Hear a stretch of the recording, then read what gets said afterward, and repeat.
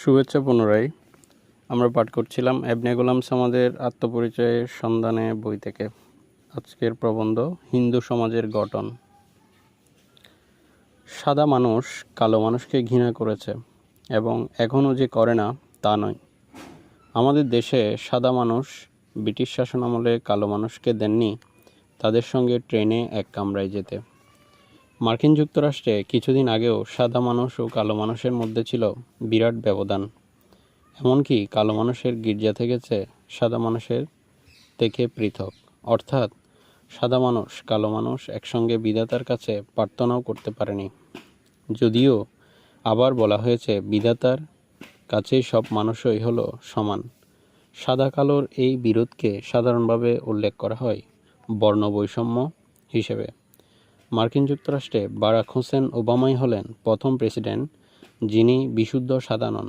কিছুদিন আগেও যেরকম সম্ভাবনার কথা চিন্তা করা যেত না, ক্লো ফ্লুক্স ক্লান বলে মার্কিন যুক্তরাষ্ট্রের দক্ষিণাঞ্চলে একটি দল ছিল, যারা একসময় আনন্দ পেয়েছে কালো মানুষকে পুড়িয়ে মেরে। সেটা খুব বেশি দিন আগের ঘটনা নয়। মার্কিন যুক্তরাষ্ট্রে পশ্চিম আফ্রিকা থেকে বহু নিগ্রেকে ধরে নিয়ে যে কৃতদাস করা হয়েছিল। কালো মানুষকে ঘৃণা করা হয়েছে গায়ের রঙের জন্যে এবং কৃতদাস হওয়ার কারণে। সমগ্র মার্কিন যুক্তরাষ্ট্র থেকে দাসপ্রথা উঠে যায় মার্কিন গৃহযুদ্ধের পর।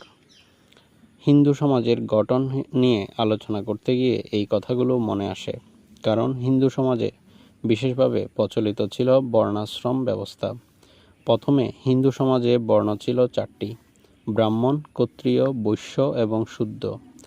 মহাভারতে শান্তি পর্বের একটি শ্লোকে বলা হয়েছে, ব্রাহ্মণরা হলো ফর্সা, ক্ষত্রিয়রা হলো রক্তব, বৈশ্যরা হলো পীতাভ আর শূদ্ররা হলো কালো। অর্থাৎ মানুষকে ভাগ করবার চেষ্টা হয়েছে গায়ের রং দিয়ে। মহাভারতের রচনাকাল ধরা হয় খ্রিস্টপূর্ব 400 থেকে 200 এর মধ্যে। ক্যাস্ট শব্দটা ইংরেজি ভাষায় এসেছে পর্তুগিজ ভাষা থেকে। পর্তুগিজ ভাষায় ক্যাস্ট বলতে বোঝায় বংশ। পর্তুগিজরা গোড়ায় প্রথম হিন্দু সমাজ জীবনের সঙ্গে পরিচিত হন এবং তারা হিন্দু বর্ণব্যবস্থাকে উল্লেখ করেন কাস্ট হিসেবে।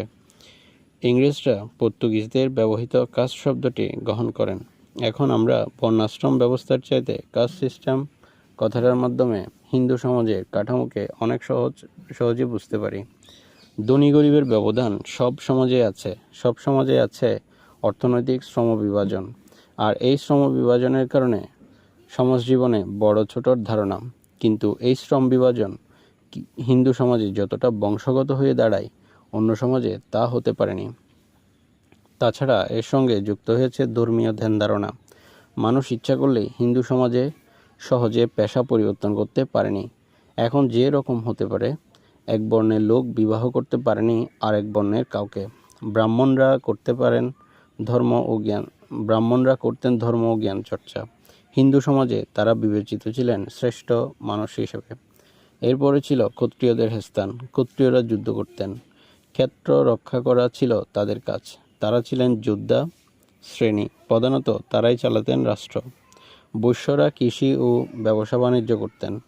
শূদ্ররা হিন্দু সমাজে বিবেচিত ছিলেন সবচেয়ে হীন শ্রেণী হিসেবে। তাদের কাজ ছিল অন্য 3 শ্রেণীর সেবা করা। তারা সাধারণভাবে বিবেচিত ছিলেন অস্পৃশ্য হিসেবে। হিন্দু সমাজের এই কাঠামোতে কিছুটা পরিবর্তন এসেছিল মুসলিম নৃপতিদের শাসনামলে, কিন্তু খুব বেশি নয়। হিন্দু ধর্ম সম্পর্কে বলতে গিয়ে বিখ্যাত মার্কিন নৃতাত্ত্বিক এ.এল. ক্রয়েবার মন্তব্য করেছেন, যে অর্থে খ্রিস্টান, ইসলাম ও বৌদ্ধ ধর্ম একটি ধর্ম, সে অর্থে হিন্দু কোনো ধর্ম নয়। হিন্দু ধর্মের কোনো একজন প্রতিষ্ঠাতা নেই, এর মধ্যে নেই কোনো সুনির্দিষ্ট বিশ্বাসের বুনিয়াদ। বিদেশিকে হিন্দু ধর্ম এড়িয়ে চলতে চায়, গ্রহণ করতে চায় না। হিন্দু ধর্ম তাই প্রচার করা চলে না। কেউ হিন্দু হতে পারে না। হিন্দু ধর্মের মধ্যে কোনো বিশ্বজনীন আবেগ নেই। নৃতাত্ত্বিক ক্রয়েবারের এই মন্তব্যকে মনে হয় যথার্থ। ইতিহাসে আমরা দেখতে পাই এই উপমহাদেশে হিন্দু মুসলমান পাশাপাশি থেকেছেন, কিন্তু ঠিক এক হয়ে থাকেননি। খ্রিস্টীয় 4র্দশ শতাব্দীতে বিখ্যাত আরব মুসলিম পর্যটক ইবনে বতুতা মরক্কো থেকে এই উপমহাদেশে এসেছিলেন ভ্রমণ করতে। তিনি সে সময়ে বাংলাদেশেও এসেছিলেন। তিনি সোনারগাঁও থেকে জাহাজে করে 40 দিনে গিয়েছিলেন সুমাত্রায়।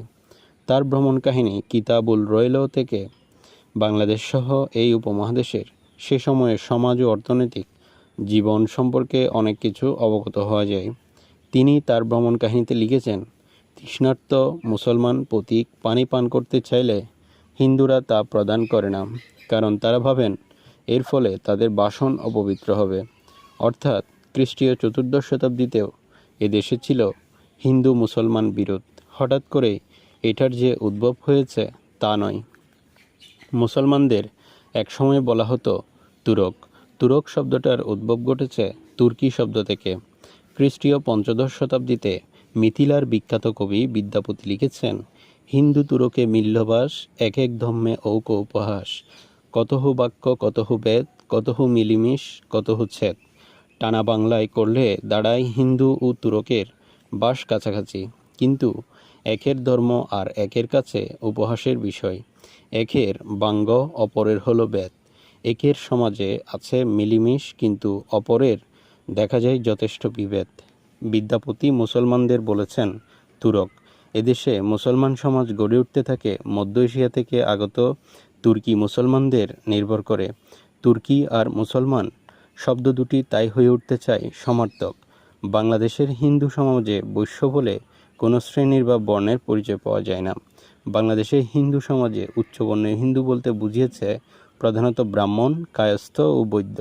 কায়স্থদের কাজ ছিল চিঠিপত্র লেখা, বৈদ্যদের কাজ ছিল চিকিৎসা করা। এছাড়া বাংলাভাষী হিন্দু সমাজে আর সবাইকে ধরা হতো নিম্নবর্ণের হিন্দু হিসেবে। তবে হিন্দু সমাজে সব নিম্নবর্ণের হিন্দুর সামাজিক মর্যাদা একরকম ছিল না। এক দলকে বলা হতো জলচল। জলচল বলতে বোঝাতো যাদের হাত থেকে উচ্চবর্ণের হিন্দুরা জল গ্রহণ করতে পারতেন, অর্থাৎ জল গ্রহণ করে পান করতে পারতেন। আর এক দলকে বলা হতো জলাচল। এদের হাত থেকে উচ্চবর্ণের হিন্দুরা জল গ্রহণ করে পান করতে পারতেন না। হিন্দু ধর্মের একটা সাধারণ সংজ্ঞা দেওয়া কঠিন, তবে এর একটা প্রধান বিশেষত্ব হলো বর্ণ আভিজাত্য। সমাজ জীবনে ব্রাহ্মণের প্রাধান্য, তাই অনেকে হিন্দু ধর্মকে বলতে চেয়েছেন ব্রাহ্মণ্যবাদ। হিন্দুদের অনেক বিশ্বাস খুবই আদিম। যেসব মানুষ এখনও বন বাদাড়ে বাস করেন এবং যাদের ধরা হয় অতি প্রাচীন ধ্যান ধারণার ঐতিহ্যবহ, তাদের মধ্যে থাকতে দেখা যায় একটি বিশেষ ধরনের বিশ্বাসকে। এরা অনেক প্রাণীকে মনে করেন পবিত্র, কেননা এদের ধারণা এইসব প্রাণী থেকে তাদের উদ্ভব ঘটতে পেরেছে।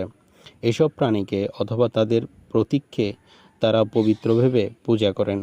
এইসব প্রাণীর মাংস আহার করেন না। এইসব পবিত্র প্রাণীকে নৃতত্ত্বে সাধারণত উল্লেখ করা হয় টোটেম বলে, আর এই ধরনের বিশ্বাসকে বলে টোটেমিক। হিন্দুরা গরুকে পবিত্র প্রাণী মনে করেন।